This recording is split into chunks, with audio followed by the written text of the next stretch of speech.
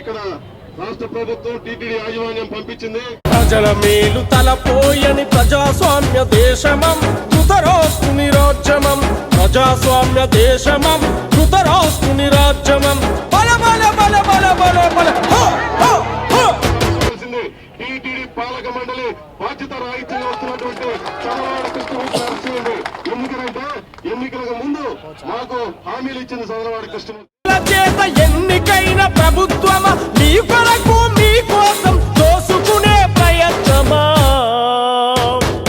ప్రజాస్వామ్య దేశమం దేశం మీ కోసమం. ప్రజల కొరకు రాజ్యమం రాజ్యం మీ భోజమం.